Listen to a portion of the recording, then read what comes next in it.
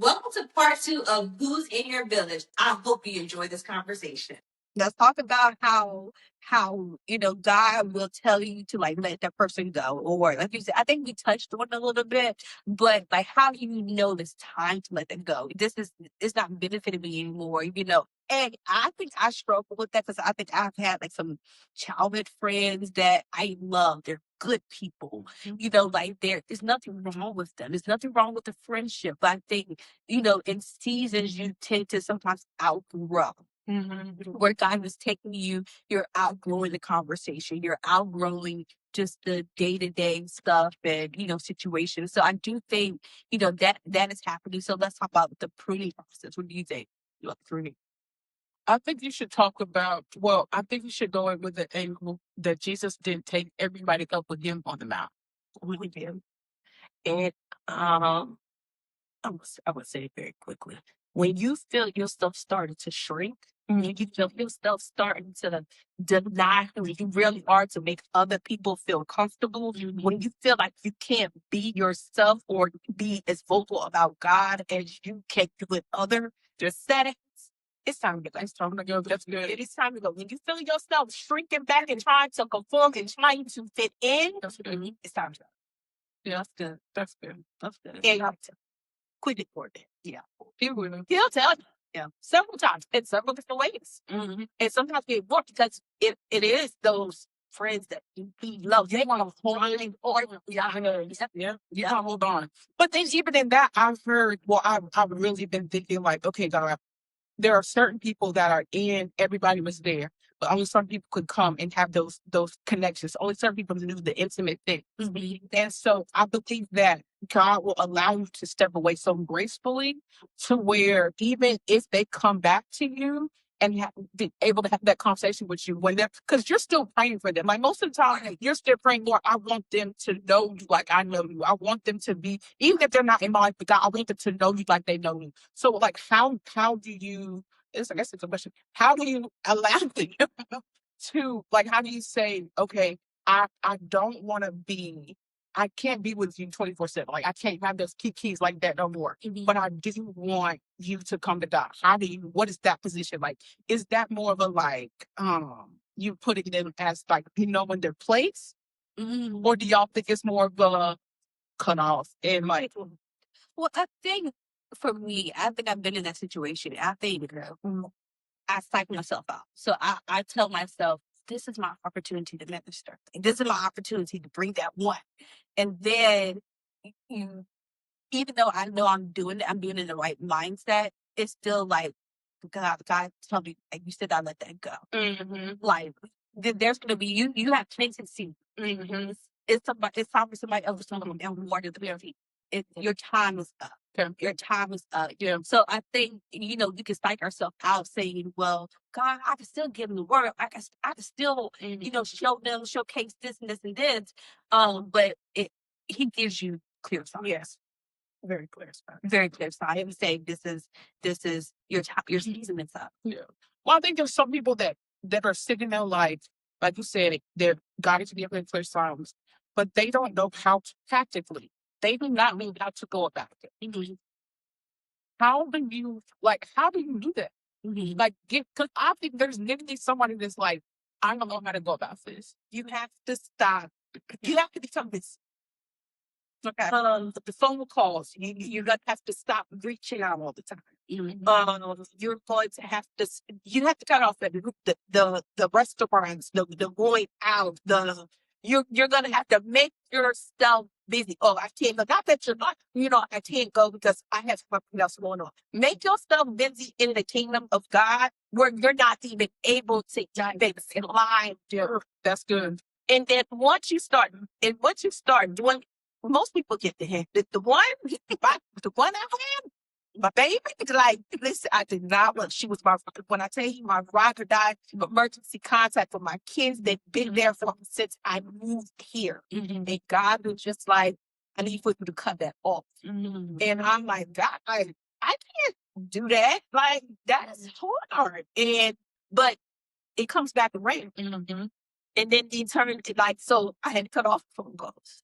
I text every once in a while just to check in. Just know I'm praying for you. How the babies? Like, I'll do that part. Still show up for birthday parties. But I don't go Mexican on every Wednesday and Saturday. You know, even though I wasn't drinking, I was just sitting there to keep me deal with y'all. Why y'all got messed up? But as she sit back and watch, feel like this what I look like. But anyway, but you stop going into those environments that no longer serve you, and they begin to see the growth in you. So even though like I wasn't going where I was going, when I preach, they'll show up. But when I had to speak, they'll show up, or they'll like send me the link, like that kind of thing. But then, like even after I said within the last year, you can see it start to circle around. But even the comments that they make, they are more respectful. They know not to do certain things. And then I found out, like even when they understood, but everybody else didn't. They were the ones standing up for me saying, no, she's in a different walk right now. She did do that. But you have to be careful because when you don't cut it off, God will cut it off for you. Sure will. And it will not be cute. It will not. And you never understand it. It causes terror. That thing causes terror, sir. Yeah. But you have to start recognizing the environments that you were going to and making yourself unavailable. You have to answer the phone every time somebody calls, and that's a people business right here. Like I want everybody to be my friend. I want to be accepted. I want to be like. I think that was one of the hardest things for me. Is like I want to be every circle because I dealt with that spirit of rejection. So if I'm not there, what are they saying about me? So I need to be at every event, every place, and that's not for you because you're not for everybody. You realize that you're set apart. See, when you realize who you are, who you're called to be, and you can be, who cares what people are saying? You know, they always say, they talked about Jesus. No, they talked about Jesus. They're talked about Jesus. They're going to talk about you, but you're in the room or whether you're out in the room. You could be in the room and it's a whole group chat talking about you. See now? But you got to know your work. You have to know it. So when you realize that God is more important than anything, and your next level is more important than anything, maybe I'm unbearable. Yeah. Lives on DMD. Yeah. He builds the confidence in yourself. And sometimes we have low self-esteem. So we accept anybody and everything. And you have to know who you are. And I have been in places where God would give you a boldness. Even coming into like the workplace and co-workers. Co-workers sometimes are not your friends. They're your co-workers. Yes, you leave them at work. You leave them at work. Okay, we it's in co-workers. Okay, nothing wrong with that, but they're co-workers. But even in that, like them, understanding who you are, understanding your call, understanding that they kind of, shift when you come in the room. Because it's not just me coming in the room, it's God coming in the room. And you're going to honor the God they meet. Yes. So you cussing and all that stuff, keep that over there. Back over it. See, people like, oh, let me check myself. I'm just so sorry.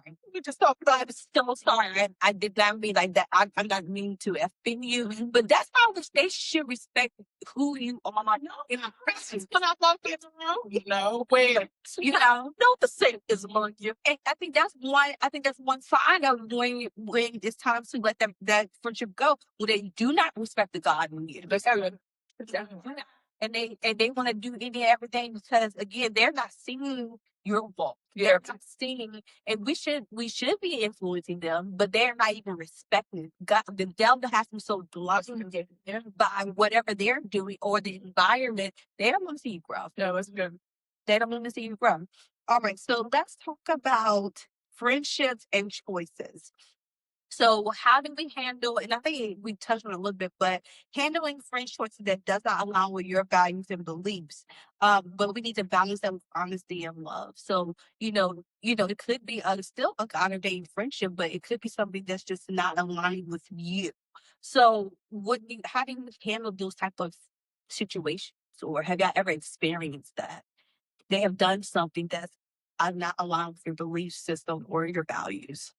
And God is still called to them. I think that's knowing the difference between being called to somebody and being in a relationship with somebody. I think that you can be in relationship with someone and having, like I said, those intimate settings, like having somebody that you can talk to or you can give advice to, but you're not supposed to give them your life. Like this is not, that's when you have to form those boundaries.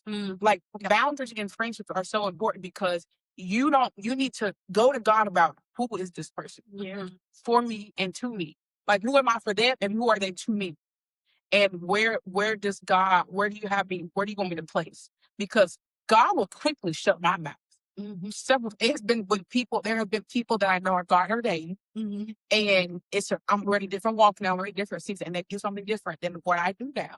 But I know it's God-ordained. So when we come together, we have a conversation, God will allow me to maneuver in the conversation to where I'm not giving my life. You won't know the intimate settings and parts. I won't tell you what I've been praying for or what I'm seeking God for, because that's not what this friendship is. So now I'm only giving in this point. So now I'm minister at this point. Okay. So that's how it's been for me. Go ahead, Cedric. Shelena, I know you got something to say. Go ahead.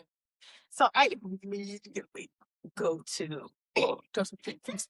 First of all, don't align with my beliefs. What they in a bad relationship or something? I told them not to be with that man or something. But it could be. It could be all of that. It's simple things. Yeah, it's not be nothing more. So I was thinking these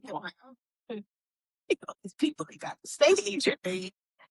Oh, the crystals, or like they think it's okay, and you get to a point like, yeah, this isn't. I love you as a friend, but we ain't even we ain't even aligned with it. So we get good. Let's talk about something else. But we not done. Yeah, I'm not gonna take that. I'm just not. That's what those boundaries. Yeah, that's where that's what boundaries is semen. Not in the city. We ain't even crossing it. Let me slide. Don't bring it to me. Don't bring it to my house. Don't even give your thoughts about it. And I think you have to be. You don't know. You don't know in that name. Well, no. You don't know anything. Yeah. Yeah. And it's right there. That'll be honest. Like, I ain't check on you, but we ain't doing that. And we're not even discussing it. Now, I will continue to feel like it's going to do it.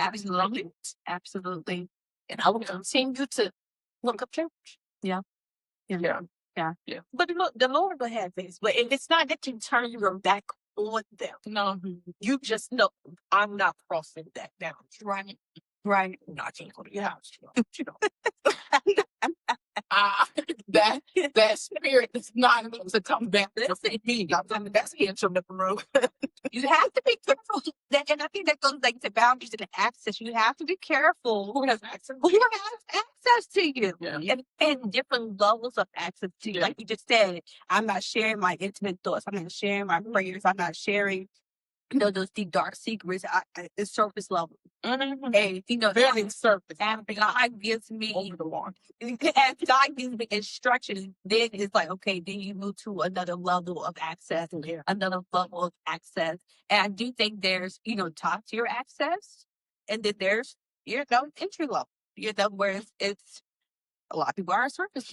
And as you go up, it gets smaller and smaller. Oh, for sure. Like it's a dot.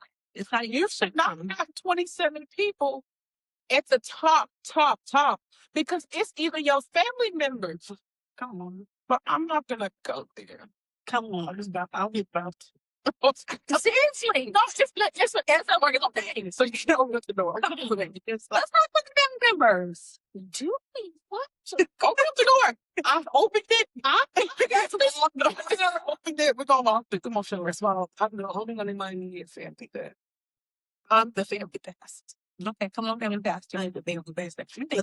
There were times where I had to cut off my family because they did not. They knew they didn't lean on. They didn't know Minister Shelena. And then there was even times like they would make jokes about it. And even thought I prayed, but I'm not even serious. But it was like times like they thought it was so funny that they had a drink. And I don't drink anymore. But they thought it was a joke to put some Hennessy in a cup and tell me it was apple juice. Me. And before I knew it, like I was like, "Well, that's not apple juice. That's not apple juice." Now when it was mixed with stuff, so you really couldn't the smell of it. But once you chucked it back, and I'm like, tingle. Bruh, like, why would you even do? And I was so angry, but they thought it was funny. They didn't think it was a big deal. So when I got angry, why are you so mad? It was just a joke. Blah, blah, blah, blah, blah. But to me, it's not a joke because I surrendered and given God, like, my yes, I don't want anything to defile my temple. And I knew how hard it was to quit. Yeah. I was how hard it was to quit. So to do that, like, I was angry for a while. And I just, like, I had to cut him off. I had to cut him off. But coming back right again, seasons always come back around. Seasons always come back around. And now I'm able to extend grace. I'm able to be respected. And then they've had time to realize, like, she really ain't playing with us. Right. It's not playing with us. Right. So it's now it's different walking with my family. And honestly, I think even having cancer, like, that changed my things. Yeah. Like the whole, that changed my entire family. So isn't that something how you think of something like cancer? Like you think about like the just the thought of cancer and how God not only healed you, healed you from cancer, but used that as like not a pawn, but as like a way to bring them closer. Even these foolish, they didn't settle down to organize. And like, isn't that like that's just wild to think. Like you can use anything else, God. Just like what you hands, like, and it would like even the phrase like if you met my brother, like love my brothers down. But they were some like they were good. Like they love us so fast. We didn't grow up in the church. So we really know who God is. Like we only know what our grandmother told us, but like my parents didn't take me to church on Christmas, Easter, Mother's Day. My grandma was like, gonna be in church. Yeah. But we knew nothing about church. So now here it is, we hear, but now we're put in a position where I'm gonna figure it out really, really get it really quickly. And so to get to know God when you're only God brings a situation in your life when you can do nothing but tell on Him, it just opens it up for a whole. And they can see the mirror. Yes, it was signs and wonders they saw. Yeah, like. I think on the first season of Purpose in Position podcast, you said how people didn't even know that you had. Yeah. Like there was no signs. I think of course you shaped your head, but like there was no like signs. You know, people told me that it looked cool to have cancer. Yes, that's what it was. Yeah. You make cancer look cool for one. But even now, Lena, of like just God restoring you and feeling you like you even look completely different. Oh, yeah. Like completely different. I always tell you it was almost like a godly going on. Like it's like as He was healing your body and as He was healing you on the inside, like the physical, it was just I don't know, like I can't even really explain it, but it was just like a brightness. I think we talk about always like your old pictures and you in past life with your boutique and all that stuff, and even like your YouTubes, going back to look at your old YouTube, like it look completely different. The moves, but you will be surprised at as God began to strip me of myself, the people He stripped away. Mm-hmm. So even being in that, I hate to say season of isolation because I feel like He was constant. But even in that season where I felt at my lowest, God began to remove people and show me people. They didn't really love you for who you were. They loved you for what the world created you to be. So when I took away what the world had made you, they went away with that. But when I tell people all the time, the best thing that ever happened to me was losing my hair because it showed me who I was. And once the authentic Shelena and become a part, you start to treat her like the treasured possession that she is. And now she can't be let out to everybody. And she can't be who the world has called her, because the world is calling her to be. She can only be who God is calling her to be. And God has her set apart, where the world can't have access to her. She can't be limited to the world, but she can only do what He has called her to do. So when God stripped away what the world, that statistic, that Shelena, that the world had made, He took away everybody that was connected to it. And it hurt. Like, people do not know the people, my cars, stuff like books. I had met people and been shown them everything, and I had almost none of those people showed up for me. And it hurt. But once you get restored, and you begin to bounce back and get on to that witness. Yeah. But now I've learned to protect her. Yeah. I've learned how to protect the very thing that God has called treasure. Right. And you can't allow everybody to have access. I don't need to talk about. Oh God, you cannot. It's almost, and I think I'm given this analogy before. It's almost like jewelry, accessories. Like so when you wear accessories, it is to complement an outfit, and then it goes back into a case. Yeah. See, when it's like cosmetic jewelry, it's more like a turnstile. Everybody has access to it. But when you are God's treasure possession, He had you locked away in case of the family is a key. He pulls you out to those that know your value. And if they still don't have the funds to purchase, He puts you back and locks you back up. But a lot of times, in case it's a life, you always gonna shine, baby. You always shine. It's always a light over you. You always gonna sparkle. But when He unlocks, it's only to those that really can afford and know your worth. We gonna go in there, though. But I'm telling you, you got to protect that treasure that God just get. He's locking you up for reason.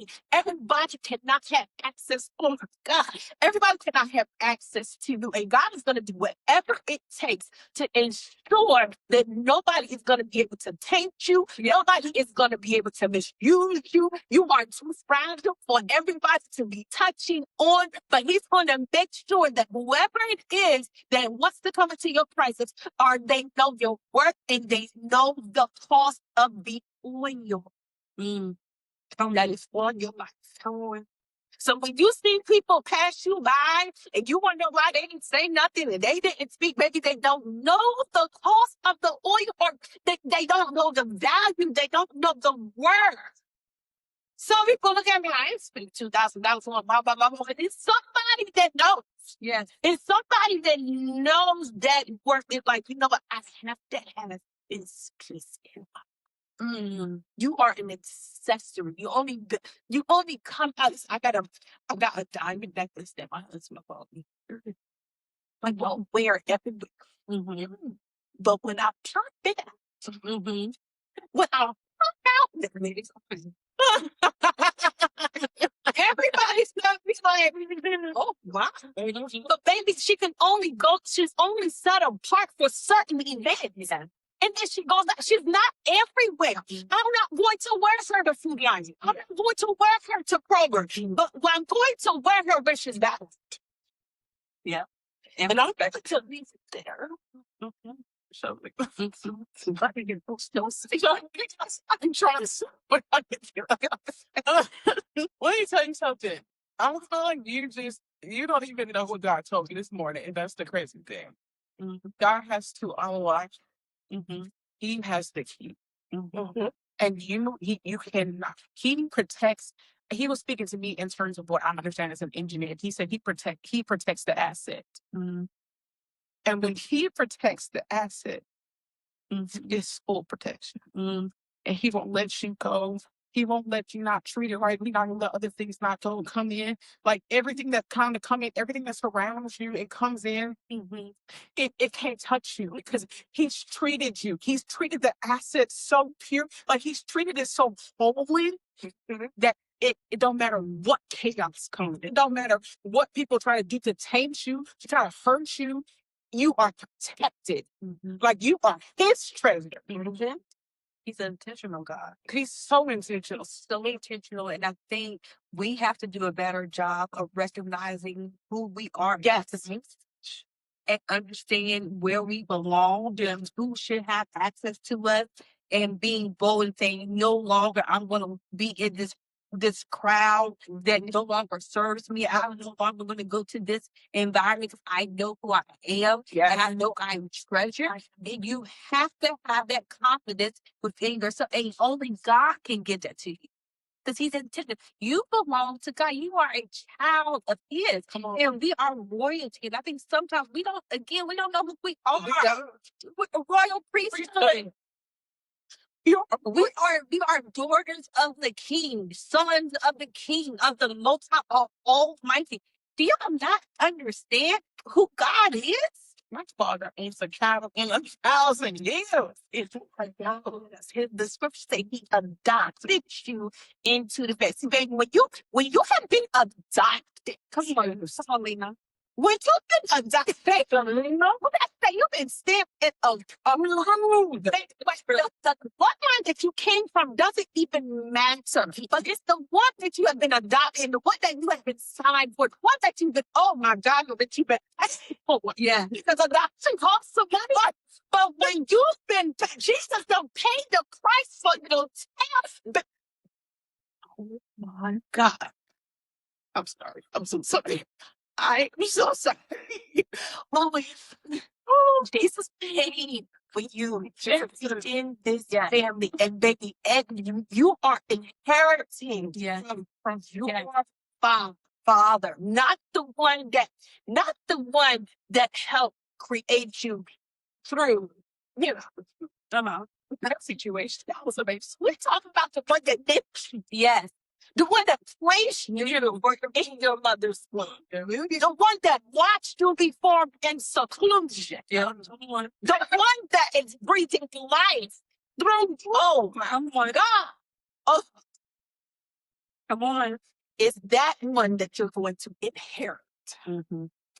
I don't care what your biological parents had, what your biological grandparents have. It is what God had. He said, I supply all of your needs according to his riches and glory, not according to your mama bank account, not according to your grandma's bank account. So what does he have?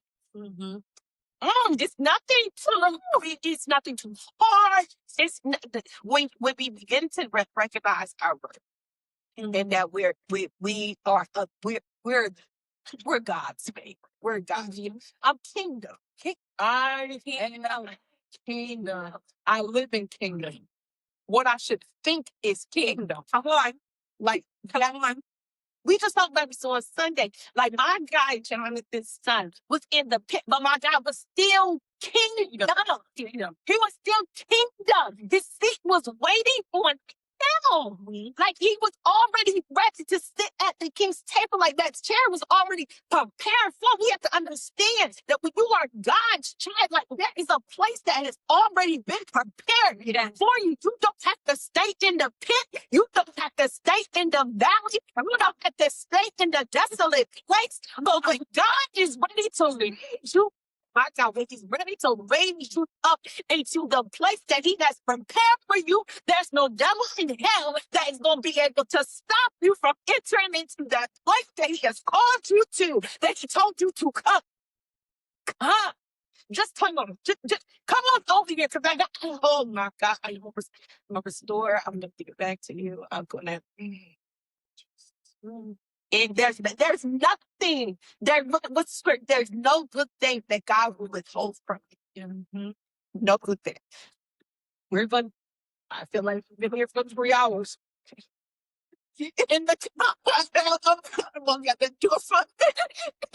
context of relationships, I think that God is showing, or God likes to say that you need to know who you are, because you are going to come into a season to where your relationships are going to be lined by him, and you will miss it if you do not know who God says you are. Because you will miss the friendship, you will miss the person because you'll see something that the world sees. When God is showing you to see something that He sees, it is not going to come the way that you've always seen. It's not going to come what it looks like on Instagram. But God is going to place people in your life. Oh my Lord. God is going to place people in your life that gets this. People that do not look like what they've been through, people who do not look like what it looks like the staple Christian should look like, what you see in all these mega churches, it is not going to look like that. God will place you somewhere with people who are going to give you everything you need because His glory is going to be in the midst of it. Yeah, they're going to push you. They're going to push you. Because we going to push Cambria. Oh, yeah. Yes. Oh, my. Every time. Every time. And that's a genuine friendship. And I think, God, we are so stuck in ourselves, so stuck in what we see. But we have to push you. We have to push the person to their next level. Yeah. God will give you what to say, how to do it. He will align things and give you instruction to say, hey, okay, she's on the cusp. Greater. She's on the cusp of her next zone. So I need you to say this. I need you to do this. I need you to be in this place. Sometimes you don't need to stand up. You just need to be in the midst. You just need to be in the midst and say, I'm here because I'm a representative of God. And because I'm here, that means He's with you. That he's with you in the room. He puts you in a place where that person needs to come. Yeah. He's like, He prepares you for you. He allowed you to speak the name of the person in that room. And I have been in situations where God, and that's even been my prayer. God put me in rooms where I could speak people's names. And just sow the seed, and they walk into the room. Because I was doing that assignment. I said, God, give me the encounters. Give me the assignment, not just for my friends. The biggest thing is for all of us to grow. All of us to get to the next level. Yeah. It's not, you know what I'm saying? It's not a jealous thing. It's like it's a support thing. When Lena both speak, we're like, when, where, how can we support you? When Cam got when, where, how can we support you? That's what it looks like when you have God-ordained kingdom friendships. I'm not in it. I'm here to just to push you to go bigger, go better, go bold. You know, how can asking God, how can I push this person? How can I support them? How can I serve? Because let me tell you something. Day 3 is a servant. Come on. She's we all speak it. Let me start. So you have to see me. First night and coming through. Listen, you serve. I am on assignment. Because if I truly love you, I'm going to show up. I'm going to show. I can't just show up with because I'm like, oh, I'm going to get them down. I'm going to show up. And I feel like, God, and that's not for everybody. Let's go back to the access.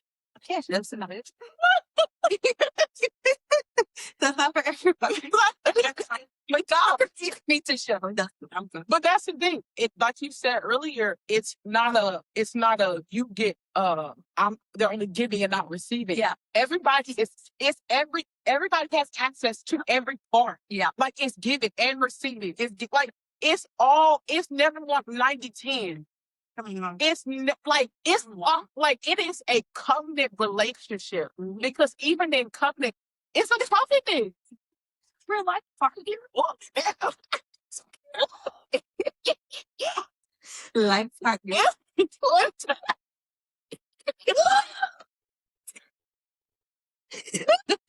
a life. I don't know if we got like he said people that it's for life because he cannot show you, he cannot come in this room with y'all, he cannot be in the midst and think it's gonna be for a one-off thing. This has never seen, like, he has given us prophecy, he has given us vision that has never been for one-off. Like, it's never been. The vision has always been connected. Like, it's always been a vein. Yes. We're blessed. We're blessed in how we favor. Like seriously, truly, there's people that's out there seeking what God has allowed to happen. Yeah, and I think that's what people have to do. They're seeking it from people, but when you seek God, you'll find. When you're not, the door will be open. Come on. God says, seek him, seek the kingdom of God in his might first, and everything else will be added unto you. When you begin, and I think we're all in a place where we were seeking God. And God just allowed us. Yes. We said it at the beginning. And neither one of us was over here seeking those friends because we were sick of it. We were sick of friends. I actually worked trapped. I told her, yeah, let me see, you trying to send them. Each one of us probably have one or two good ones. But everybody else. Yeah. We were all county could have came and brick box. Because you get tired of your foolishness. Yeah. You get tired of foolishness. You get tired of being Right. They only first. You get tired of being misfit. You get tired of being judged. You get tired of all of these things that's attached to people that doesn't no longer belong. You don't belong to their friend group. So it makes you callous. It makes you callous, and it makes you be like, you know what? I'm done. I'm sick of it. I'm sick of the situation. And God, just leave me by myself. And I think we have to have the heart of flesh. We have to be like, you know what? God, allow me to open up. And that's why I said, God, if you send them, I will receive it. But other than that, I'm good. But he had to open up my heart. And even, like I said, go back to being safe, feeling safe, having conversations, making sure that you're coming with a pure heart, respecting who you are, respecting the God in you. Yeah. I think it was literally a God thing. I can't even explain it. Yeah. I mean, I just can't. Like, and he was like, just like our voice notes, like we can write a book. We can write a book. And I was that one where we were like, forgiving yourself. Yeah. And what it to forgive yourself. Yeah. How hard it is to forgive everybody else. So what about yourself? And write down the things that you have. And that's part of your healing, because once you forgive yourself, you won't put that wall up with you, project those that God is trying to Come on. But sometimes when we've been hurt so many times, we try to protect ourselves, and we put on our own armor instead of putting on the armor of God. So I put on this armor where, you know what, God, I'm going to create this wall. And then you create the wall where you can't even let God. Preach. You harden your heart so much. And you're just, God is like, come on, like, let me heal you so I can give you what I have prepared for you.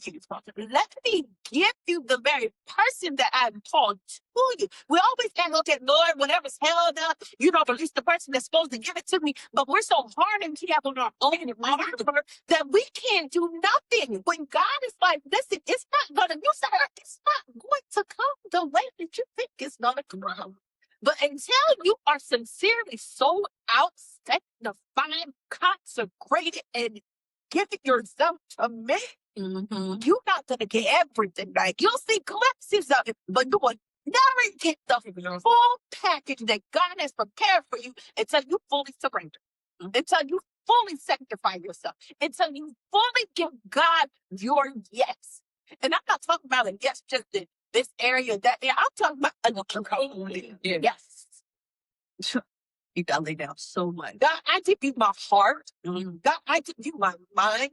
I give you my soul. I give you my finances. I give you my marriage. I give you my children. I give you my career. I give you my job. I give you my hobbies. Because God, I know if you can take care of it, then all is going to be well. Yeah. But until you surrender, even though the smallest, maybe I give you the dishes. I give you my stewardship, my home. Come on. Yes. Because it's in every area. Are you stewarding your home? Are you stewarding your body? Yes. Did you give them what you need? You talk about that, even like you say, dressing, like even talk to God and saying, God, how do you want me to present myself today? Yes. Oh God, that was a big. I had to surrender that. No, that was because I liked fashion. I loved fashion. I felt like a lot of things were taken away. And God was like, he was like, do you trust me enough to give me this area of your life? And I was like, Because it's not about you. And I'm even struggling with it with subordination. I'm struggling with it because I don't want anything.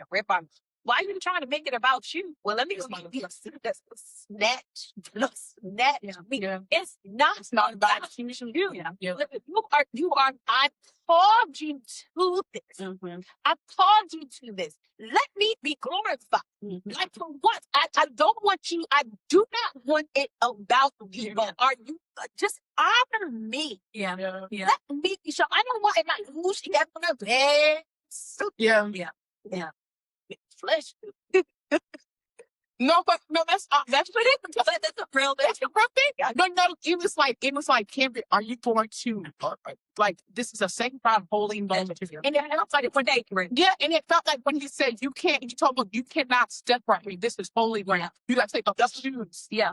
And that's what I was like, yeah, take off my shoes. You gotta think about it. It's almost like we're going to essentially be walking into a secret place. Yeah. I know we talk about, ascending into the secret place, and we're praying, and we have our prayer times, but it's a representation of another secret place. It is. And it's like you said, it's unlocking another level in God. It's going to be another level of responsibility. And I feel like even in that, God will start to shift things too. Like he may even shift even more conversations. He may even strip us down even more, and we have to be prepared for that. But we're going to the secret place. Yeah. A place that people want to be. Some people, they want to learn to be, and he has selected a chosen few to enter into those like true secret places. And I thank God, because even like in elevation, like you think about it like, okay, I'm gonna be alone, but then like again, God saw fit saw fit years ago of this moment where it's like, not only I'm going to allow you to elevate into a secret place, but I'm gonna take your village with you. I'm like you, and you're gonna have, but you also gonna have physical representation of me to help you grow, to help you deliver the word, to help you to become, we're always becoming and becoming and becoming, and we're building, and the thing, and that's the thing about the going back to my first episode of the spiritual reconstruction, tearing down the old to embrace the new. Yeah. And I think that goes back to relationships and friendships. You gotta prune them so God can put some new things in place. Because where you're going, you're gonna need that to sustain you. I know we have talked about so much.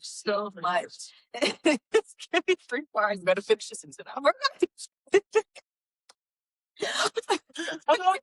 Ain't no way. Ain't no. We have talked on so much, and we hope that we dropped so many gems. I mean, get to know the notepad. Like, you have to rewatch this a couple times, okay? About just true friendship. Who is in your village? We hope that we have encouraged you to reflect on your current friendships, praying God for future, of seek him so that he can order your steps. He can order the people to come into your life. He can be in the midst of your conversations on a daily basis. He can give you words of wisdom. He can drop encouragement in your heart. You allow you to be used to help heal somebody else. We hope that this conversation has blessed you. I know it has blessed us. For sure. In the right full. We are so full. I'm so thankful for Cam and Shelena and just your presence and my wife. I can't thank you enough. And I try to do my very best and be so intentional on loving on you guys to let you know how much I'm just grateful. I'm so grateful that God found me. He blessed me enough to put you in my life. Like, he thought enough of me to give me a Shelena, to give me a Cam. And I pray that you find a Shelena and a Cam in your life. Just because it makes a world of a difference. And even in this new season that I'm about to walk into, he was so intentional about that. Like, giving me open-eyed vision of, hey, this is what you need to do, and ordering our steps, and me truly surrendering to him, giving me a heart flesh, opening up to this friendship. So I'm so grateful. I'm never grateful. I know that's all I'm thinking. Like, and I'm proud that I am just grateful. I'm just grateful. And I'm truly grateful. And we're gonna leave it there. And I just, again, this is the sentiments of my heart. And I pray that you find God-ordained friendships. I pray that God help you grow in this season. I hope you find your village. Hope you find your community. And remember, you're not here by chance. You are purposely positioned in God, even in friendship. So be blessed and have a wonderful night.